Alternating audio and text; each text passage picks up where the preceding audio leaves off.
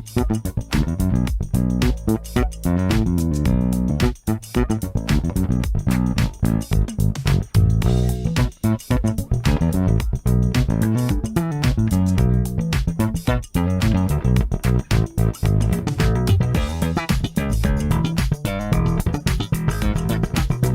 tal? ¿Cómo le va? ¿Cómo anda? Muy buenos días, muy buenas tardes, muy buenas noches. Bienvenidos a nuestro programa, este pequeño módulo que hacemos 2 o 3 a la semana. Es un semanario, si se quiere. O más que un semanario, porque a veces hacemos más de uno a la semana, ¿no? Los viejos periódicos salían con esta regularidad, por eso le decían semanario. No se sabía qué día salía, pero una vez a la semana salía. O periódicos, salían periódicamente. Más o menos, en términos digitales, podemos renovarnos en aquellas primeras formas, ¿no? De cómo se comunicaba la sociedad y la civilización hace ya 150 o 200 años, ¿no? O un poquito menos. Bien, no olvide, como digo siempre, de suscribirse a nuestro canal de YouTube, que es donde al pie de en un epígrafe, ¿no? Está marcando donde alojamos todo el material periodístico que realizamos desde aquí. A veces monólogo, contenidos, y estos contenidos a veces se refuerzan con entrevistas que logramos gracias a alguna gente que decide someterse al rigor de una charla periodística, si se quiere, como en este caso. Mañana, hoy mañana, no recuerdo muy bien, no estoy siguiendo muy de cerca todos estos aconteceres a nivel nacional, porque la verdad que hay que tener estómago para estar de cerca. Esto yo no puedo entender que en el Congreso de la Nación gente con dignidad esté tratando estas cosas. Es mi humilde opinión, es mi humilde opinión. Casi 60 años, a mis 18 años he vivido y nos hemos transformado desde aquel 83 a esta parte donde un nuevo modo de vida nos visitaba y nos decía que lo que venía era mucho mejor que lo que se abandonaba, que era una dictadura militar. Y vaya si en estos 40 y pico de años, 40 años, 41, le hemos agradecido mucho a la democracia, más allá de que hay un montón de cosas por resolver, un montón de problemas. Algunos se fueron solucionando, otros se fueron acumulando. Pero en definitiva la democracia, con su imperfección, avanza. Yo decía hace algún tiempo atrás que alguien me preguntaba qué le debemos a la democracia. Bueno, muchas cosas. Primero y principal, porque mi integridad y mi dignidad está al resguardo de un sistema. No me pueden matar como te mataban en los 70 y los 80 en la calle sin que uno pueda reclamar absolutamente nada. La noche de los lápices se hizo porque un grupo de chicos salieron a reclamar un boleto educativo gratuito. Hoy, ¿quién no lo hace? Hoy se corta ruta, digo que esté bien, pero al menos por eso no te matan. Recorría las escuelas no hace mucho, y yo recuerdo cómo nos educábamos nosotros. Era un privilegio en un aula tener un ventilador, no digo dos, un ventilador. Hoy vos recorres las escuelas y tienen aire acondicionado, split. Hay un caño de gas que pasa por acá, más allá que no lo podamos utilizar. Ni siquiera estuvo en la plataforma política de algún dirigente de la provincia, mucho menos del norte de Santa Fe. Hoy es una realidad. Estamos terminando de construir un puente que nos va a comunicar con una provincia vía puerto. Creo que algo de esta democracia, no digo que tenemos que agradecerle, pero sí cuidarla, porque verdaderamente nos ha dado mucho. Yo me he educado, he nacido y me he criado y me he educado en una dictadura militar. Y le puedo asegurar que lo que nos ha dado la democracia no tiene mucho que ver con lo que yo recibí en la dictadura militar. Pero le aseguro que en nada, absolutamente en nada, no es comparable. En muchos aspectos, sobre todo en aspectos de lo que hace a la dignidad, en lo que hace respecto al derecho, el respeto a la vida. De cómo se ha evolucionado en muchísimas cosas. Y hoy se está discutiendo una ley bases, así se llama, que viene a avasallar todo lo conseguido en estos 40 años de democracia, incluso llevándose puestos las instituciones de la democracia. Bueno, hoy se está discutiendo esto. Discúlpenme, no puedo y no alcanzo a comprender y entender cómo diputados y senadores honorables puedan mirar a sus votantes, a sus provincias, a sus congéneres, a su familia, después de salir de una Cámara donde ha habido políticos de talla y explicarle con palabras simples y sencillas, estamos discutiendo, estamos debatiendo esto. Yo creo que no hay una sola alternativa, pero bueno, veremos qué es lo que pasa. Veremos qué es lo que pasa. En Reconquista se ha gestado un movimiento político, institucional, social, que viene albergando varias corrientes, varias opiniones. Tienen asambleas semanales, donde no te piden identidad partidaria, ni siquiera ideológica. Se comparte con mucha gente. Y han emitido un comunicado en estas horas diciendo el norte de Santa Fe está en contra de esta famosa ley base. Y la firman una cuarentena de instituciones del norte, representativas del norte de Santa Fe. Yo voy a comunicar con un dirigente político conocido en el marco del peronismo, por lo menos, y en el marco político en general, porque ha sido legislador incluso mucho tiempo, es un hombre del derecho, un hombre conocido por varios de todos nosotros, que lo conocemos como Enrique Marín. Los íntimos le dicen el Mono Marín, es de Reconquista. ¿Qué tal? ¿Cómo te va, Enrique? ¿Cómo andás? Uber Crackman te saluda para PNM. ¿Cómo andás? ¿Qué tal, Uber? Un gusto, un gusto. El gusto es mío. Andamos. El gusto es mío. Bueno, ¿cuántos años tenemos? 68. ¿A tus 68 años pensabas o se te ocurría que podías estar pasando por esto en tu vida política, en tu vida democrática, en tu vida familiar, explicando estas cuestiones? Y no, porque estamos viviendo un retroceso de muchísimos años en muchas cosas.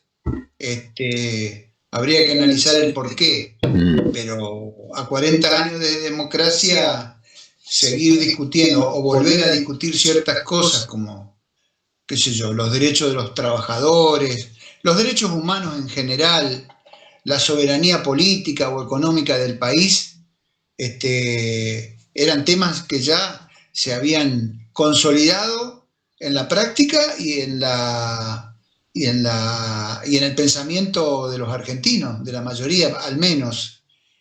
Hoy tenemos que rediscutir eso.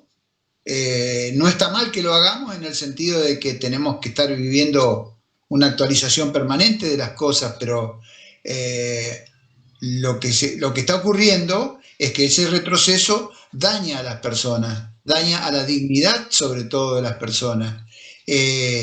Están, como dicen ellos, y eso sí es verdad, en plena batalla cultural. Nos están queriendo cambiar de raíz un montón de cosas que desde hace 40 años venían consolidándose en el seno del pueblo argentino y en el seno de la nación argentina. Así que eso es preocupante. Pero bueno, yo soy militante político de toda la vida, no de ahora ni de hace un rato, de toda la vida. Y bueno, esa práctica política me lleva a seguir estando en la lucha con otra gente, con otras personas, de la misma fuerza política a la que pertenezco, que es el peronismo, pero también, hoy más que nunca, fuertemente ligado a otros sectores, no solamente de la política, sino fundamentalmente de la sociedad en la que vivo. Y es una linda, por decirlo así, una linda práctica, una linda militancia, porque muchas veces uno dice, pucha, siempre estoy reunido con los mismos o con la misma gente del mismo partido, y lo que a mí me está demostrando la realidad que es posible trabajar de común acuerdo con gente que piensa en muchas cosas más o menos igual y en otras cosas distintas, pero cuando tenemos un objetivo en común, como en este caso, tratar de frenar a Milei, tratar de frenar el DNU, tratar de frenar la ley bases, es una buena oportunidad para que no solamente para trabajar, sino para enchamigarnos, diríamos, desde el norte santafesino. Vos sabés que ayer o anteayer, no me acuerdo bien, pero en estas últimas horas estaba escuchando unas declaraciones de Aníbal Fernández, un constante ministro, ocupó muchísimos cargos en distintos gobiernos del peronismo, y decía, si no existiera el peronismo, yo bien podría ser radical. ¿Y cómo encaja esa frase, que es aplaudible y necesaria escucharla en un contexto como este? Porque la génesis de los partidos justamente tienen mucho de parecido, porque todos han nacido más o menos en la misma orilla, y todos han nacido ante la necesidad imperiosa de poner un equilibrio entre los grandes poderes fácticos y el pueblo en general. Esa es la génesis y la genealogía de los partidos, por lo cual uno entiende que un radical, un socialista, un peronista, más o menos, en un 90% perseguimos los mismos objetivos. Ahora, que alguien esté en este contexto de la realidad, algún sector de la sociedad esté aplaudiendo que se eche gente, que esté aplaudiendo que haya gente que se tiró a la basura, que se pierdan puestos de trabajo, que no se le entregue comida a los comedores. Yo me pregunto en qué generación, de estas últimas que vivimos, se perdió ese sentido solidario y esa necesidad de construir a partir del debate una Argentina en la que merezca ser vivida. Bueno, hemos perdido, no solamente en la Argentina, Uber, sino está sucediendo a nivel mundial. En el mundo, es cierto. Una pérdida de valores, de lo que se llama una escala de valores, que es lo que también hay que tratar de reconstruir. Hay que hablar más de lo humano, de lo que es la familia, de lo que es el pueblo donde vivimos, de los vecinos, que estar hablando de cualquier otra cosa. No me preocupan tanto los partidos políticos de los que vos haces referencia en el momento actual, sino me preocupa mucho la operación gigantesca que están realizando los grupos de poder económico, claro, en la Argentina para instalar, en la Argentina y también en el mundo, para instalar un sistema de capitalismo a ultranza, que nos va a llevar puesto a las grandes mayorías, sobre todo a los que menos tienen. Ese es el adversario, o algunos llaman el enemigo principal. Con lo demás se puede discutir, se puede coincidir o no. Totalmente. Pero bueno, y ese poderío económico es dueño de la mayor parte de los medios de comunicación. Claro. Que no son solamente la radio y la televisión, ahora son las redes sociales. Y esas redes sociales, a través de muchos mecanismos, están operando sobre la conciencia de la gente. Yo no me creo superior a la gente, así que estoy dentro de lo que me puede pasar a mí y a cualquier persona que nos metan gato por liebre, nos vendan gato por liebre, digamos. Hay mucha gente que se está dejando llevar por cuestiones que le van metiendo en la cabeza, y por eso reaccionan como reaccionan. Aspiro a que sepamos defender las posiciones y que logremos hacer cambiar esos pensamientos negativos hacia lo que le pasa a mucha gente. Es toda una lucha, y sí, es una lucha cultural. Se necesita estar advertido de eso, porque esto no es una cuestión electoral o electoralista o politiquera.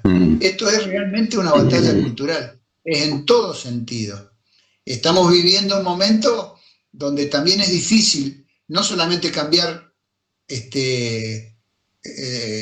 muchas cosas que nos ocurren en la conciencia, sino en la falta de protagonismo de la gente. Es muy difícil hoy encontrar gente que protagonice las cosas que estamos viviendo. Fíjate vos lo que nos ocurre a nosotros. Estamos muy contentos por la cantidad de jóvenes y de gente que se reúnen en asamblea acá en la parte sur del departamento, Reconquista Avellaneda, para encarar esta lucha. Pero aún así falta mucha gente, y entre la gente que falta es increíble cómo despedidos de algunas empresas o de algunos organismos públicos o de empresas que están cayéndose, todavía no están dispuestos a salir a defender sus derechos. se quedan como mansamente esperando que venga un telegrama y le diga, vos no estás más. O que el patrón le diga, te tengo que reducir la jornada de trabajo, o que le digan, te tengo que frenar el aumento de sueldo. Es decir, no salen a defenderse ni ellos mismos por sus propias cosas.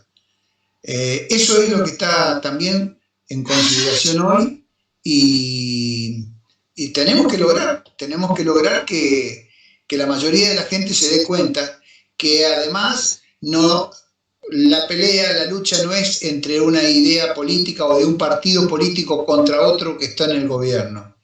No, esto es realmente una lucha por la patria en todo sentido, y por los derechos de la gente que vive en esta nación.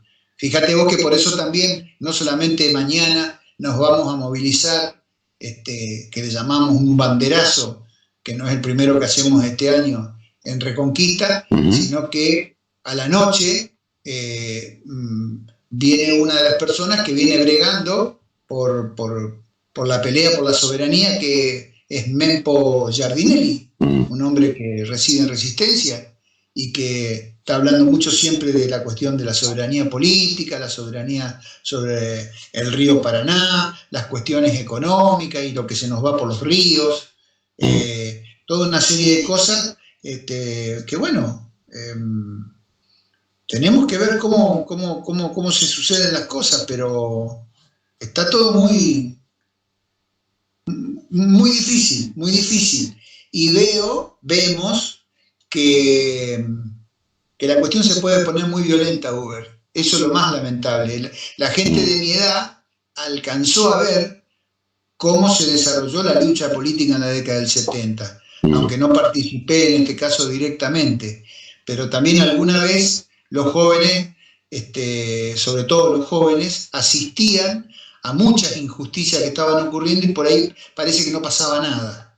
Y de golpe irrumpieron a la vida política y de golpe comenzó la violencia reaccionaria, la represión, y de golpe nos encontramos con 30.000 desaparecidos y toda una generación que sufrió y aún hoy se sienten los efectos de aquellas jornadas luctuosas para el país y para la gente. A eso le tengo miedo yo. No parece que quede mucha alternativa. Digo, los debates, la posibilidad de ponerse de acuerdo, el respetar las ideas, el reconocerse en la diferencia, evita la violencia. De eso se trata, justamente por eso están los debates. Cuando ya no hay debate, cuando se baja la persiana, cuando vos ves gente que se jacta de no mandar comida a los comedores y que la gente tenga hambre, no estamos frente a gente que esté dispuesta a discutir y debatir. La única alternativa que queda, lamentablemente, lo digo y aspiro, digamos, a que se evite esto, pero no veo la otra posibilidad, es la violencia y la sangre, ¿no? Lamentablemente están esperando. Y hay una sensación de que hay gente que está provocando pasar ese umbral, ¿no? Están esperando una reacción. Una reacción que es a donde no tenemos que entrar. Aunque uno diga, pero esta está siendo la última alternativa. No, la alternativa sigue siendo el diálogo y la superación del odio por el amor. No son palabras vacías. Tenemos que hablar mucho de eso. Después, sí sabemos que la violencia, sobre todo la de arriba, engendra otra violencia que viene de abajo. Pero no tenemos que llegar a eso, ni tiene que ser nuestra meta, ni tiene que ser provocación nuestra. Tenemos que ser inteligentes en la lucha que desarrollemos. Por eso lo mejor si lo hacemos entre todos, no que sea una parcialidad.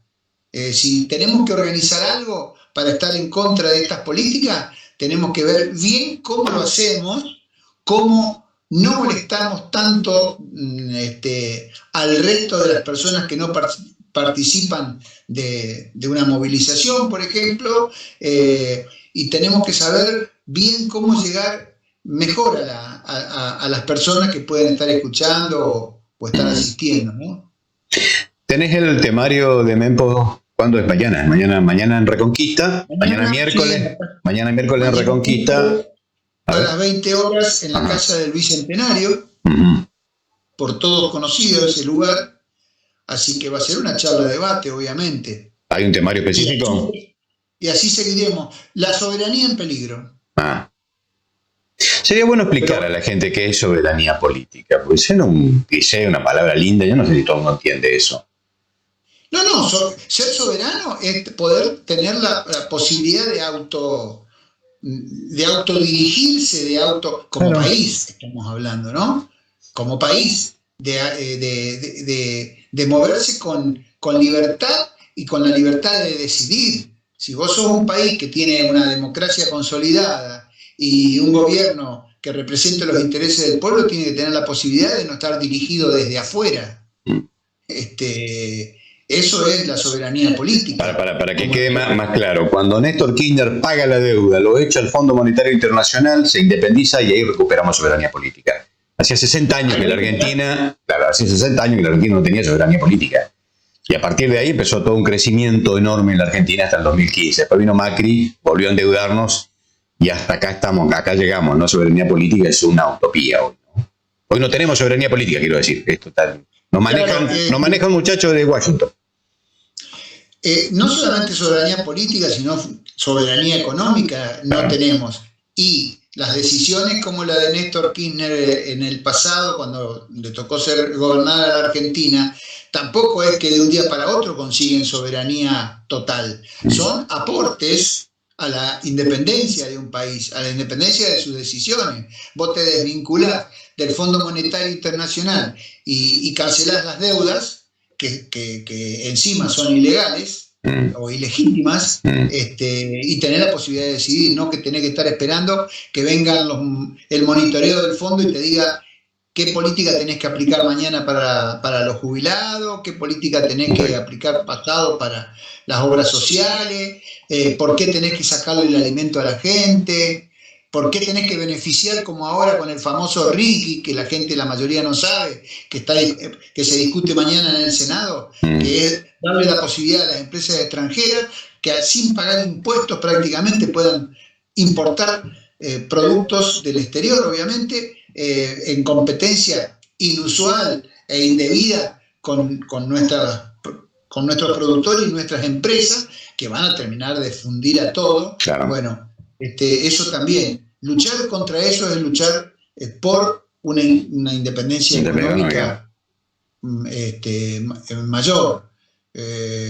Yo creo que después de esto, si no logramos a nivel país frenar esto, se viene por lo menos un atardecer bastante cercano a la noche rápidamente. Sí, volvemos a lo previo. En los próximos meses, la catarata de cierres de empresas, claro. Y por lo tanto despido de trabajadores y de la falta de comida de la gente. Mira, Uber, no sé si hoy tuviste la oportunidad de ver la televisión nacional, que le llaman, que en realidad es la de Buenos Aires, las colas de gente que había para comprar carne a precio mucho más bajo, casi la mitad de lo que se consiguen en las carnicerías. Bueno, si se me permite la digresión, qué cantidad de rubiecitos que había haciendo cola. Mira. Cada vez más clase media haciendo cola. Con esto, decisiones parlamentarias, volveremos a antes de 1810, digamos, donde venían y se llevaban las riquezas de la Argentina sin pagar nada porque no había un país, digamos, éramos una colonia. Bueno, aparentemente lo que se pretende es eso, ¿no? Que vuelva la Argentina y Latinoamérica a ser colonia. El subjugar a la Argentina es clave para el resto de los países latinoamericanos. Y por eso están desarticulando todo lo que sea estatal, porque para el programa de ellos y de los de afuera, no necesitan Estado. Claro. Necesitan un virrey. Y ese es Milei por el momento. Porque así como cambiaban virreyes en la época de los españoles, también lo van a cambiar si es necesario. Muchos están diciendo, están el peronismo de siempre, o el adversario, la oposición de siempre tratando de poner ruedas para que caiga Milei. Milei no sé si nos va a caer por el propio peso de los que hoy son los mandantes de él.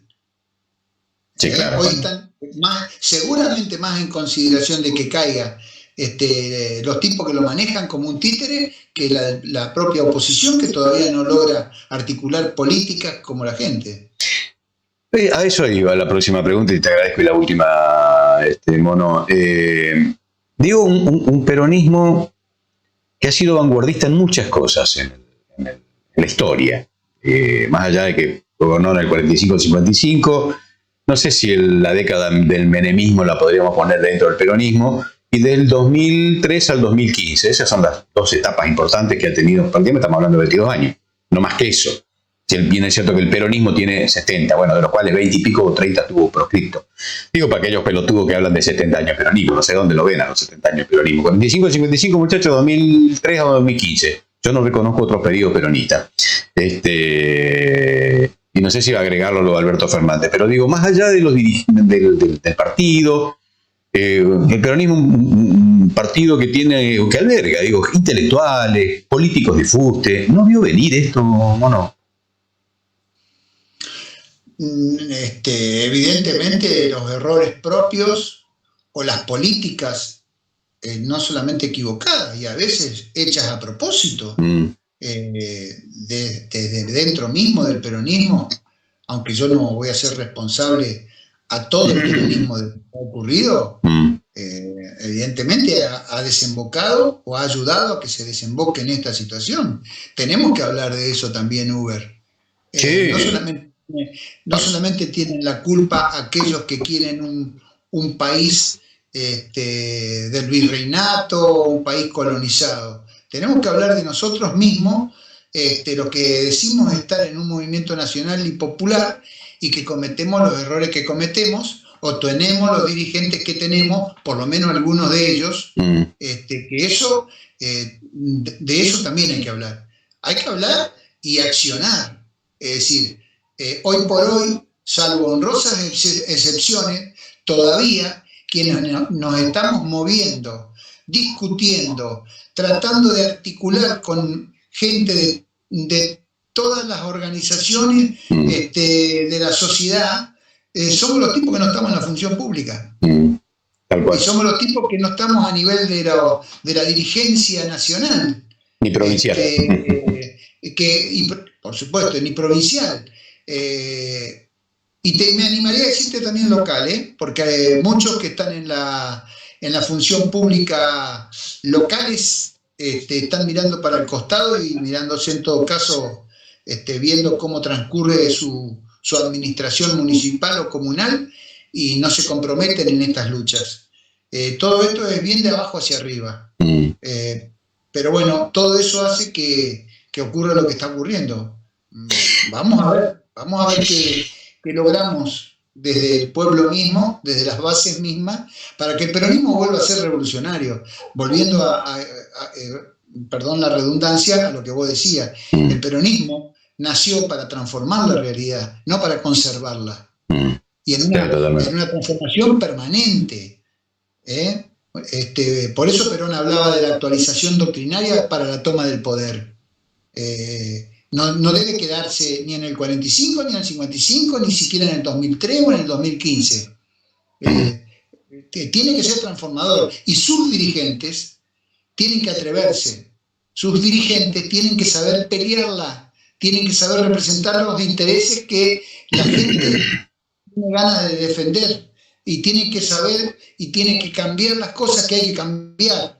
Nosotros no podemos admitir una dirigencia que dedique a, como se dice en la calle, a roscar, a solamente conservar sus propios intereses y no los de la gente. Bueno, eso es lo que hay que cambiar. Sí. No es fácil, tienen mucho poder, conservan sus cargos, conservan su moneda, conservan una serie de cosas que desde abajo no la tenemos, pero posiblemente con mayor número de protagonistas podamos cambiar la historia. Sí, hay que dejar de discutir cargos y hay que empezar a debatir un proyecto de país, ¿no? Parece que hay que dejar de jorobar con la rosquita, como vos bien decís. Eso se ve, se advierte, digamos. Y dentro del marco de la democracia en estos últimos años, del bipartidismo por antonomasia, ya se comieron un radicalismo. Lo único que queda de resistencia es el peronismo. Parece que algunos muchachos no se están dando cuenta, ¿no? de estas cuestiones. Por ahí hay algunas voces de la izquierda, del socialismo, que bienvenido sea, que vengan a fortalecer estos espacios, porque la verdad que en contextos políticos de democracia en la Argentina, los partidos tradicionales, salvo el peronismo, esto se lo han comido crudo todo, ¿no? Todos han sido amansados y puestos con un bozal, y por eso nos comemos los cascotazos y los sopapos que nos estamos comiendo. Al margen de esto, también hemos tomado decisiones que bien han favorecido para que esto decante del modo que ha decantado, sin duda. Es que hay cosas que, yo diría dos cosas que nos diferencian de muchos de los otros agrupamientos políticos. Una es toda una historia de lucha que siempre tuvo el peronismo claro. Desde la base misma de la población. Eso es una práctica que es innegable, que somos difíciles de corregir. Diría Borges, no son ni buenos ni malos, son incorregibles. Sí. O sea, nosotros vamos a estar en la lucha siempre. Y aún con gobiernos de nuestro propio signo político vamos a seguir luchando, no por anarquistas, sino porque queremos mejorar siempre las cosas. Y lo otro, que también lo decía Perón, que un partido sin doctrina es un cuerpo sin alma. Y el peronismo tiene una doctrina. ¿Que permanentemente debe ser actualizada? Sí, pero tiene una doctrina. Nosotros podemos decir qué es, como vos me preguntaste, una soberanía política, económica, una justicia social. ¿Qué es hoy todo eso? Y ayer también.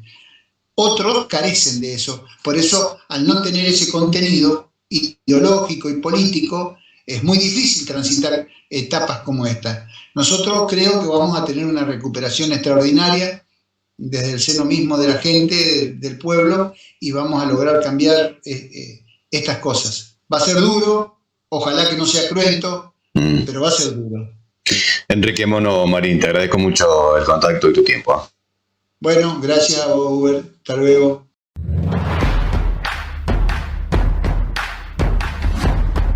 PNM. Realidad, análisis, notas y testimonios. PNM, semanario editorial, redes digitales. PNM, con Uber Grecoña.